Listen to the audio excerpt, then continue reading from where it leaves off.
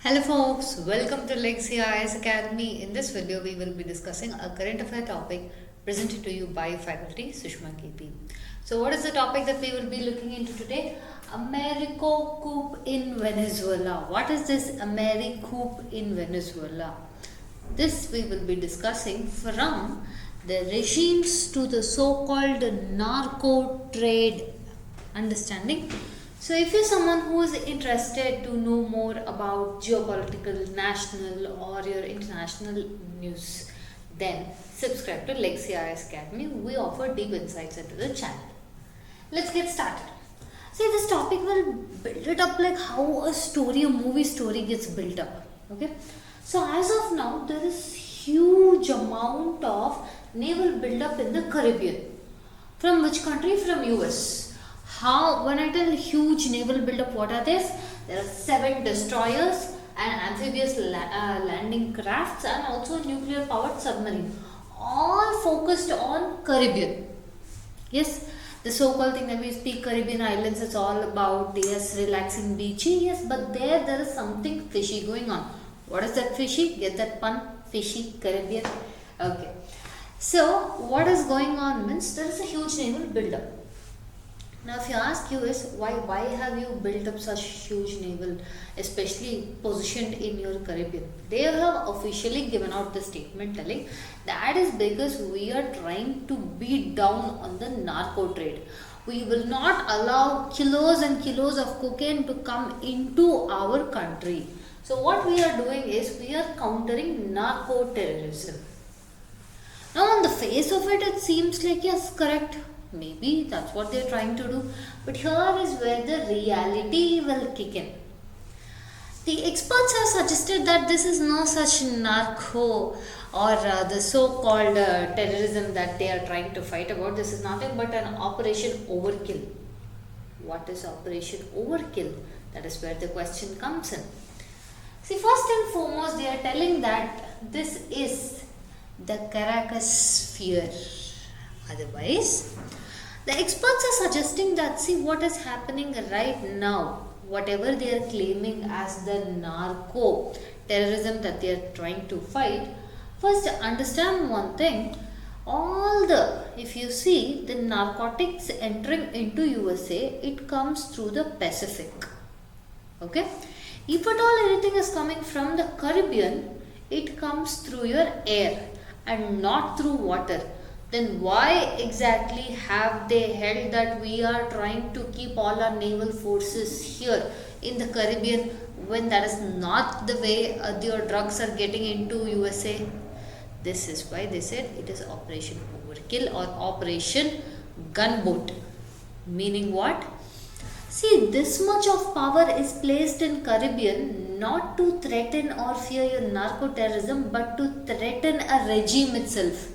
Which regime? That is your Venezuelan regime or Caracas regime. Understanding?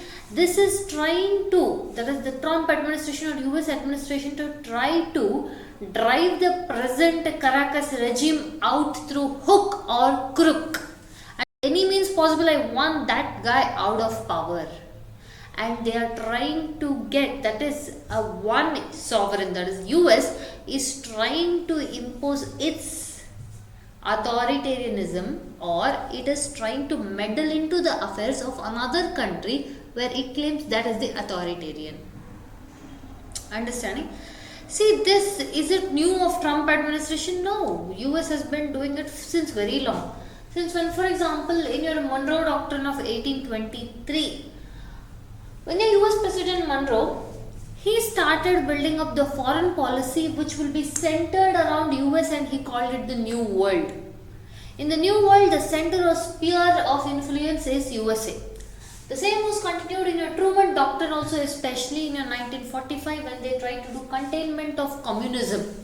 So they made sure that any nearby allied countries of USA will not get communism. So they tried to keep the allies or people of these particular countries in their check. Which countries? That is your Latin American countries. Usually US coup or nothing but your intervention in Latin American countries to keep people who are favorable to US and US economic interests. Which are those countries? Guatemala, Cuba, Dominican Republic, Chile, Panama, Haiti, Venezuela, Nicaragua, all these places have had your US intervening either for largely economic benefits or to meet its interest. Now, on that front, what is Trump's Venezuela story? First and foremost, 2019, Trump had declared, 2019, his first term, the US president's first term, he had declared Juan Guaido, that is a person, the opposition of your present Caracas regime, as the legitimate president. So much so that he froze Maduro's assets, the current Venezuelan head, and handed the control of all the Venezuelan accounts to US into your horn. Understanding? And even he held and conducted secret meetings with the Venezuelan military in order to create a coup. And this has been happening from 2017-18, especially when Trump's first term came in, that was more accentuated. With the entry of Trump back in 2025, when he comes back to power, he has been calling Maduro a cartel leader instead of a head of Venezuela. And he does not even recognize him as the head of state, but outright calls him a cartel leader and a fugitive of American justice. Many US presidents have tried, yes, many US presidents have tried to do the same thing with regarding to your Latin American countries, but one thing about your Trump here is back then the US presidents would tell, we are trying to bring democracy into Venezuela, that's why we are taking this person out and getting another person. But your Trump has given a different approach. He has told that I am doing it this, let's say, removing Maduro from power is because of my national security. What is the national security? They are bringing in kilos and kilos of cocaine, that is drugs, into my country. So this is a fight of my national security. So this is something that the people can connect to. Understanding? So this has been his theme with regard to Venezuela.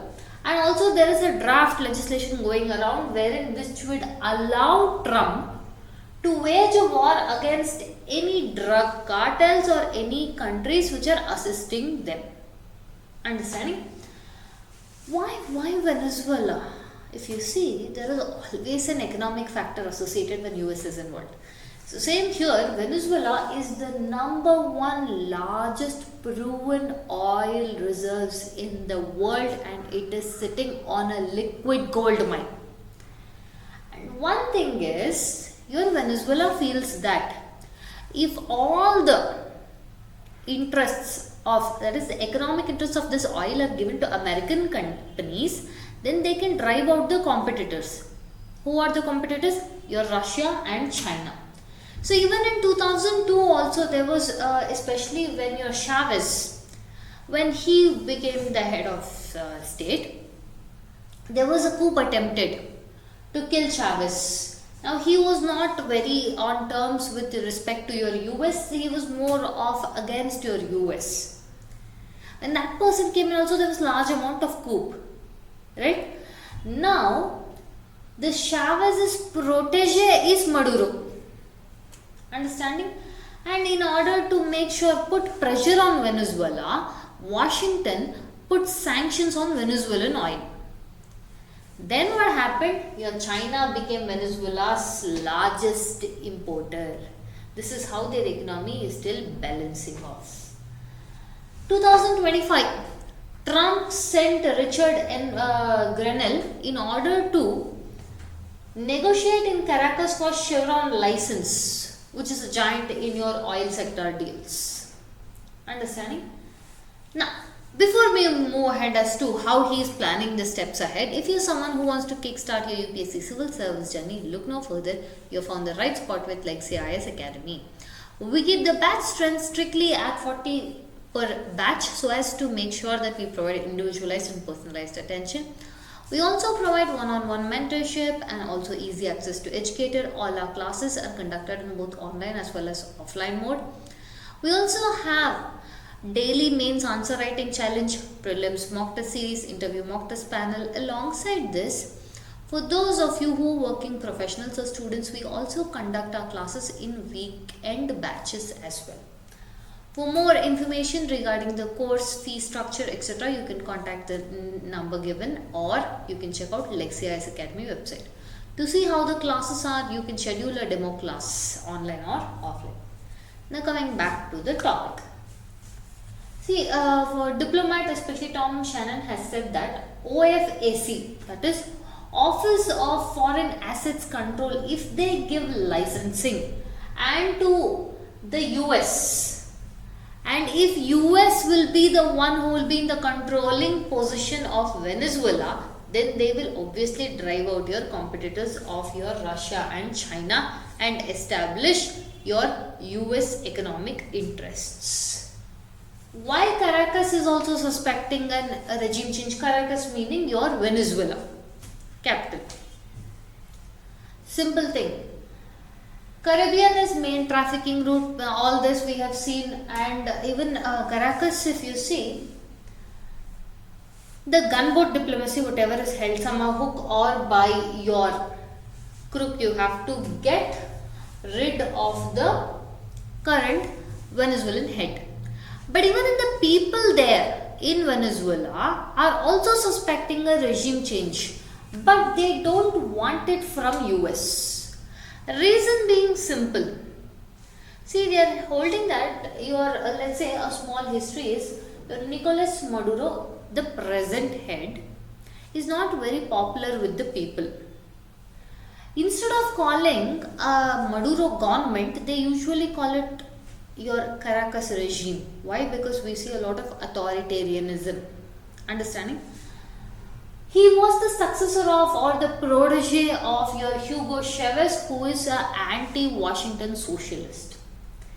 He has again come back to power, and one thing it has been held that it is because of huge massive rigging of elections. Why he is not very popular with the people? It is because of economic collapse, corruption, human right violation. Okay, your Caracas regime is what is called as your Maduro's administration. So in this point of time, even the public want Maduro to go out, but they do not want Washington's meddling into this. Why? Because they are telling this would only lead to chaos. We want reforms but without the chaos. The oppositions have even been held that what guarantee do we have that ousting of Maduro will restore democracy in our country? It would be like just another player who has to play to the interests of your US with coming. You see, with respect to international dimensions, here China, Russia and Iran back Maduro. US and allies are backing the opposition of Maduro. Yes, Venezuela's large oil reserves are the price for everyone. That is the eye on the price. And your US is trying to play it in the national front also as a fight against narco-terrorism. If one thing we learn from history is US interventions always lead to instability and violence. We have witnessed that in your Iraq, Libya, Latin American coups. So at the end of the day, the sufferers are the people. The regime change without institution building, that is, you just uproot the power and bring someone else without strengthening the institution, is going to create nothing but a vacuum in the power block. So in the end, if you see, for US, it's about high stakes in oil and geopolitics. The naval buildup in Caribbean may not be anything about your drug, but about your ambitious regime changes. Okay? With this, we come to the end of the content. If you like our content, subscribe to our channel, hit the like button, share it along with your friends. Thank you.